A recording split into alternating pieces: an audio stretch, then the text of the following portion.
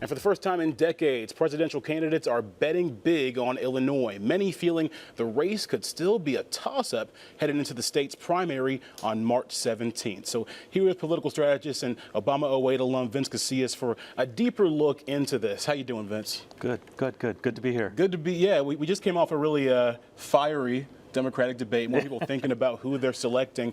Why is Illinois in particular going to be more important this time around? Sure. So there's two numbers that we have to remember. The first one is 1,990. Those are the amount of delegates that typically the nominee needs to secure the nomination. And then there's 1,800. 1,800 are the amount of delegates that will be chosen before March 17th. So clearly, Illinois is in the play, but even more so because right now the election is wide open. I mean, really on the primary side. I mean, you've got some front runners like Bernie and Buttigieg who are kind of neck and neck. But after the debate, Warren really stepped up her game. Biden stepped up his game. And so, it could go in a number of different directions, but definitely and clearly Illinois is going to, help determine who's going to be the next nominee for the Democratic Party. Now, could that change if the census goes south on us this year? Oh, well, absolutely. There's a lot to lose with the census. I think that's why you see state, city, and local organizations really emphasizing the fact that we need to be counted.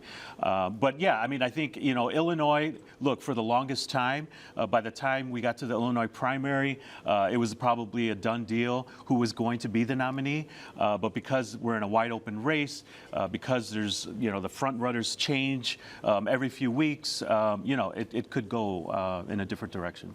So what are a couple things that we should be paying attention to? Because I feel like a lot of voters, particularly in Illinois, we just kind of write it off as a blue state. Yeah. We don't pay too much attention to it. People head to the polls when they head to the polls. But you're saying this is actually a much bigger deal.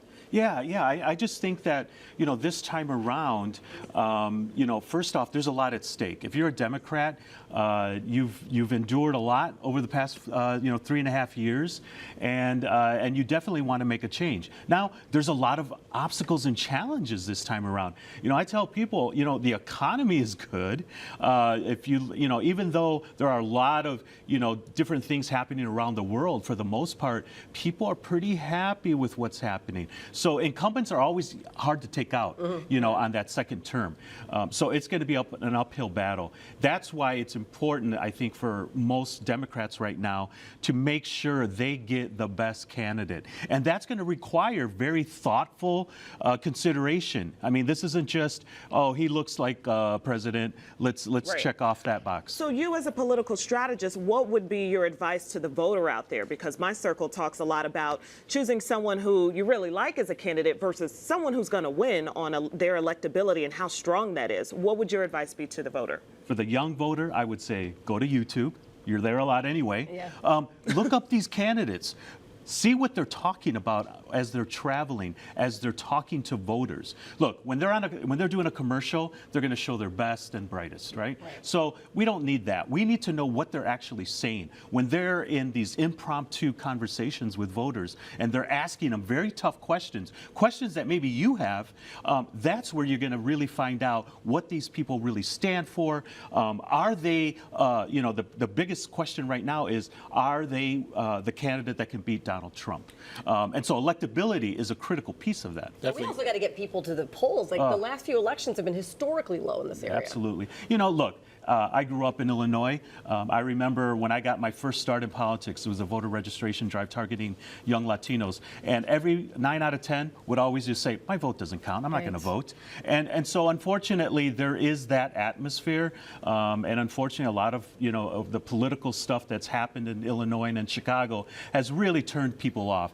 I would just say, look, this time it's different. Be engaged. There's a lot at stake. And if you really, really want to change things, you have to vote. That's it. Yeah. All right. Thanks a lot, Vince. Really appreciate it. A candidate, they have to win a majority of the party's 3,979 delegates to be the winner. In Illinois, they got a lot, 155. So that primary election is on March 17th. Early voting starts March 2nd. The deadline to register online has passed, but you are allowed to register in person through Election Day. Thanks a lot, Vince.